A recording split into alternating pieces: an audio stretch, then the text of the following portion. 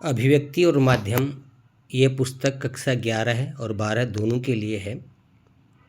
कक्षा 12 के लिए पाठ 3, 4, 5, 11, 12 और 13 ये हैं। ये पुस्तक बोर्ड परीक्षा में 22 अंक की है। 2-2 नंबर के 4 प्रश्न पूछे जाते हैं और 4-4 नंबर के 2।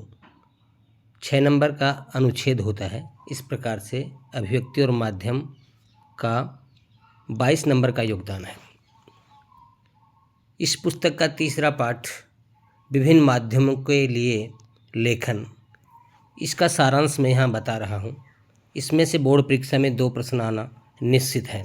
ध्यान से सुने और लिखित अभ्यास करें। इस पाठ में मुख्य रूप से प्रमुख संचार माध्यम प्रिंट, टीवी, रेडियो, इंटरनेट, पत्र पत्रिकाएं आदि के बारे में बताया गया है। मीडिया को मुख्य रूप से 2 भागों में विभाजित किया गया है, प्रिंट मीडिया और इलेक्ट्रॉनिक्स मीडिया। प्रिंट मीडिया के अंतर्गत वे सभी संचार माध्यम आते हैं जिनके माध्यम से हमें समाचार व सूचनाएं लिखित रूप में प्राप्त होती हैं या कागज़ पर प्राप्त होती हैं। प्रिंट मीडिया को मुद्रण मीडिया या मुद्रण माध्यम भी कहते हैं। इसके अंतर्गत पत्र पत्रिकाएं, अखबार, पुस्तकें आदि आती हैं। इलेक्ट्रॉनिक्स मीडिया, इस माध्यम में हमें सूचनाएं या समाचार तकनीकी, इलेक्ट्रॉनिक या विद्युत माध्यम से प्राप्त होते हैं। इसके अंतर्गत television, internet, radio, social media आदि आते हैं। इलेक्ट्रॉनिक्स मीडिया के माध्यम से इलेक्ट्रॉनिक माध्यम के द्वारा प्रिंट माध्यम की तुलना में हमें सूचनाएं या समाचार अतिशीघ्र प्राप्त हो जाते हैं, जल्दी प्राप्त हो जाते हैं। प्रिंट मीडिया की विशेषताएं लिखिए, ये प्रश्न पूछा जाता है। तो प्रिंट मीडिया में हमें सूचनाएं या जानकारी लिखित रूप में प्राप्त होती हैं, ये पहली विशेषता है। अतः हमें लंबे समय तक सुरक्षित रखने में सुविधा है, या यूँ कहें कि प्रिंट मीडिया को हम लंबे समय तक सुरक्षित रख सकते हैं। दूसरी विशेषता है, अपनी इच्छा अनुसार कभी भी, कहीं भी, कितनी बार भी हम इसको पढ़ सकते हैं। जैसे कोई पुस्तक है या अखबार है, आप इसको जब चाहें तब पढ़ सकते हैं, कभी पढ़ सकते हैं। एक स्थान से दूसरे स्थान पर आसानी से ले जाया जा सकता है या स्थानांतरित किया जा सकता है, ये इसकी एक विशेषता है। और लिखा हुआ यदि कहीं गलत है तो हम इसमें त्रुटि सुधार कर सकते हैं अपने स्तर पर। और यदि कोई बात हमारे समझ में नहीं आ रही है तो हम दूसरों का सहयोग भी ले सकते हैं। ये प्रिंट मीडिया की विशेषता होती है। प्रिंट मीडिया या मुद्रित माध्यम में लेखन के लिए कौन कौन सी बातों का ध्यान देना चाहिए, या तो इसमें है, लेखन में भाषा, व्याकरण, वर्तनी और लेखन शैली का विशेष ध्यान रखना जरूरी है। प्रचलित भाषा का ही प्रयोग करना चाहिए जिससे हम आसानी से या सहजता से उसको श्रोता, पाठक समझ सकते हैं। समय सीमा और शब्द सीमा का विशेष ध्यान रखना चाहिए, क्योंकि हम आवश्यकता से ज़्यादा लिख देंगे तो प्रिंट के लिए स्थान की ज़रूरत पड़ती है। और प्रिंट मीडिया में समय सीमा का भी ध्यान होता है कि कोई अखबार के लिए सूचना लिख रहे हैं, समाचार लिख रहे हैं, तो उसको निश्चित समय पर देंगे तो ही वो प्रिंट हो पाएगा। प्रकाशित होने से पहले हमें गलतियों व त्रुटियों को सुधार लेना चाहिए, शुद्ध कर लेना चाहिए, ये आवश्यक बात है। और जन भाषा और जन रुचि का विशेष ध्यान देना चाहिए। तो ये प्रश्न भी पूछा जाता है कि प्रिंट मीडिया किसे कहते हैं और प्रिंट मीडिया लिखते समय कौन कौन सी बातों का ध्यान रखना चाहिए। तो इसमें से आप कोई भी 3-4 बात याद रख सकते हैं। प्रिंट मीडिया को सबसे पुराना संचार माध्यम माना जाता है। मुख्य रूप से अखबार सबसे पुराना संचार माध्यम है और भारत की जहाँ तक बात है, भारत में सबसे पहले 1780 में कोलकाता से बंगाल गजट अखबार प्रकाशित हुआ था और अगस्त ही की उसके संपादक थे। हिंदी में प्रकाशित पहली पत्रिका या समाचार पत्र उद्दंत मार्तंड, जो 1826 में कोलकाता से प्रकाशित हुआ और इसके संपादक का नाम जुगल किशोर है। भारत में पहला छापाखाना गोवा में 1556 में स्थापित हुआ था और ईसाई मिशनरियों ने धर्म प्रचार की पुस्तकों को प्रकाशित करने के लिए इसकी स्थापना की थी। प्रिंट मीडिया के क्षेत्र में यह एक क्रांतिकारी कदम सिद्ध हुआ। अगली बात है कि अंग्रेजी और हिंदी में प्रकाशित 4-5 अखबारों के नाम लिखने हैं। तो अंग्रेजी में प्रकाशित 5 प्रमुख समाचार पत्र: the Hindu, the times of India, Hindustan times, the Indian express, the telegraph, economics times. ये अंग्रेजी के प्रमुख समाचार पत्र हैं।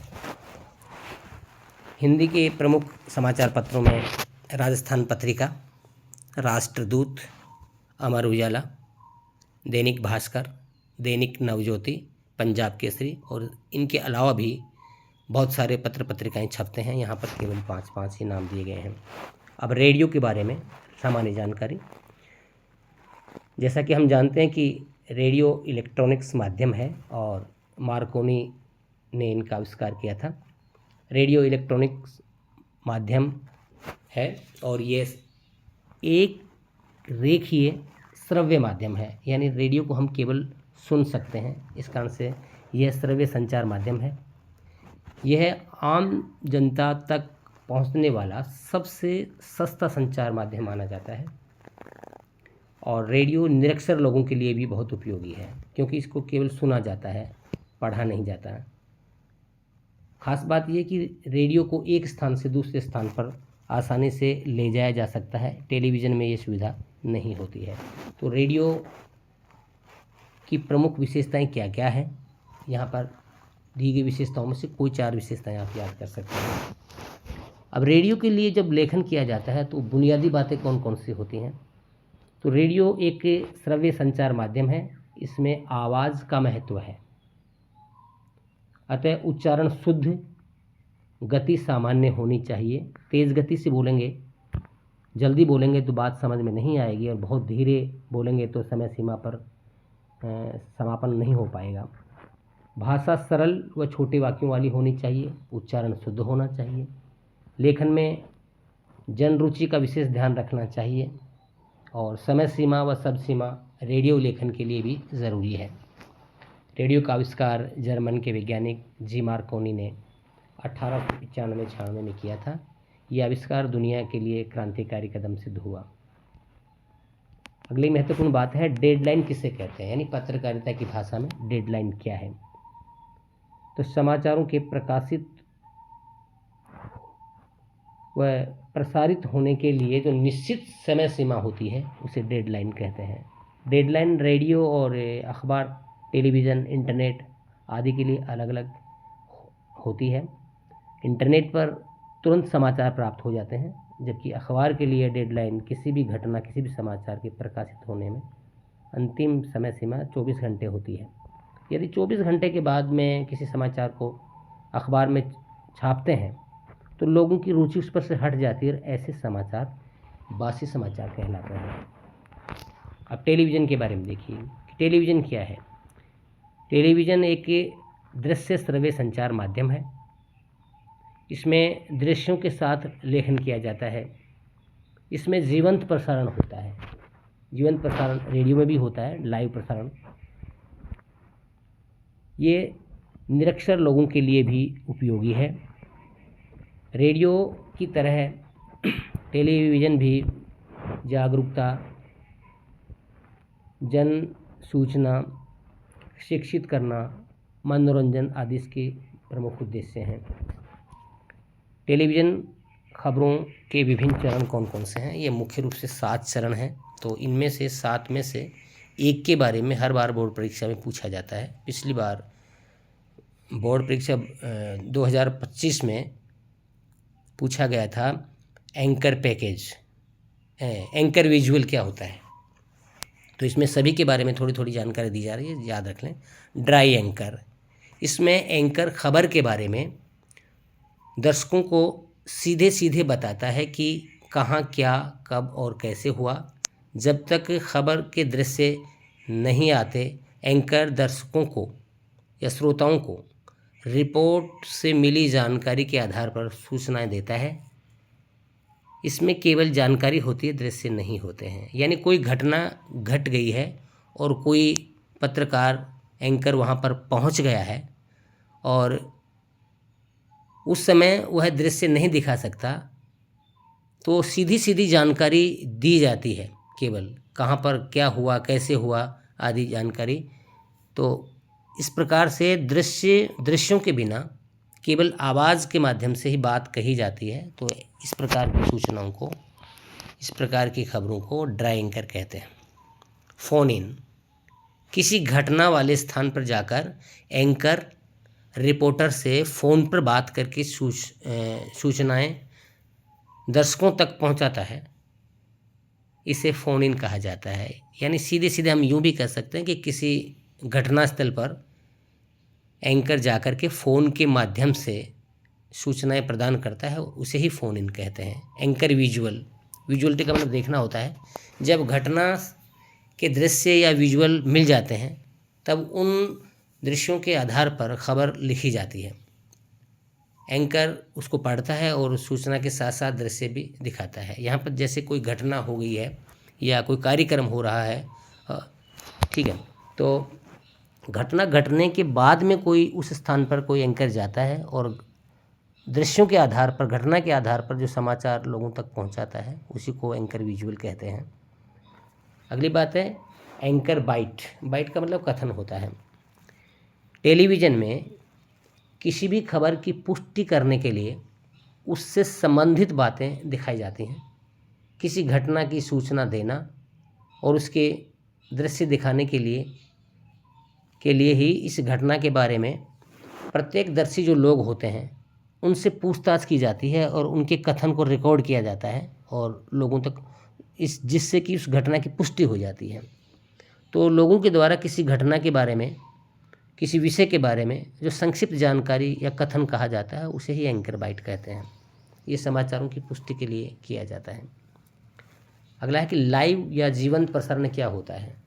तो लाइव का मतलब होता है कि कोई भी कार्यक्रम, कोई भी खेल, कोई भी घटना घटित हो रही है और सीधा सीधा वहाँ से प्रसारण किया जाता है, तो उसको लाइव कहा जाता है। जैसे मान लीजिए किसी मैदान में क्रिकेट का मैच चल रहा है और वहाँ से मैच को टेलीविज़न पर सीधा का सीधा प्रसारित किया जाता है, तो उसको जीवंत या लाइव कहा जाता है।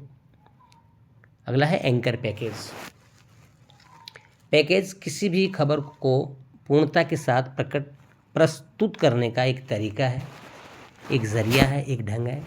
इसमें संबंधित घटना के दृश्यों से जुड़े लोगों की बाइट, ग्राफिक और ज़रूरी सूचना व पूर्ण खबर के आवश्यक तत्वों को सम्मिलित करके दिखाया जाता है। या संक्षिप्त में यूँ भी कह सकते हैं कि किसी समाचार में घटना की पूरी जानकारी के साथ साथ में लोगों के कथन या बाइट्स भी मिलाए जाते हैं, उसकी ग्राफिक्स भी उसमें दी जाती हैं।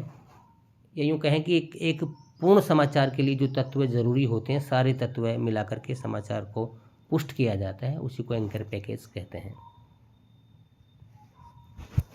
अगला है इंटरनेट पत्रकारिता से आप क्या समझते हैं और इंटरनेट पत्रकारिता को और क्या क्या कहते हैं। तो इंटरनेट पत्रकारिता को ऑनलाइन पत्रकारिता भी कहते हैं, साइबर पत्रकारिता या वेब पत्रकारिता भी कहते हैं।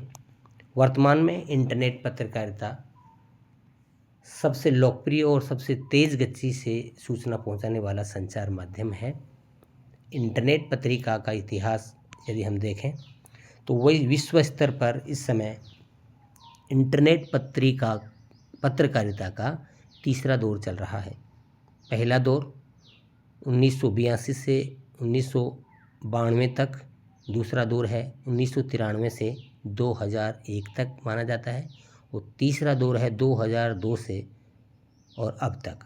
वर्तमान में सभी बड़े टीवी चैनल, बड़े अखबार, पत्र पत्रिकाएं इंटरनेट पर उपलब्ध हैं। इनमें से कुछ फ्री में उपलब्ध हैं और कुछ को प्राप्त करने के लिए भुगतान करना पड़ता है। और अगली बात है कि भारत में इंटरनेट पत्रकारिता का अभी दूसरा दौर ही चल रहा है। इस प्रकार से इस पूरे पाठ में ये तीसरा पाठ है और इसमें से कम 2 प्रश्न 2-2 नंबर के आपकी बोर्ड एग्ज़ाम में निश्चित रूप से आने हैं। और कौन से पाठ का वीडियो आपको चाहिए, कौन सी जानकारी चाहिए, यदि इसका PDF चाहिए तो आप चैनल के नीचे जो लिखने का स्थान है वहाँ पर लिख सकते हैं। आपके WhatsApp नंबर पर पूरा PDF भेज दिया जाएगा। धन्यवाद।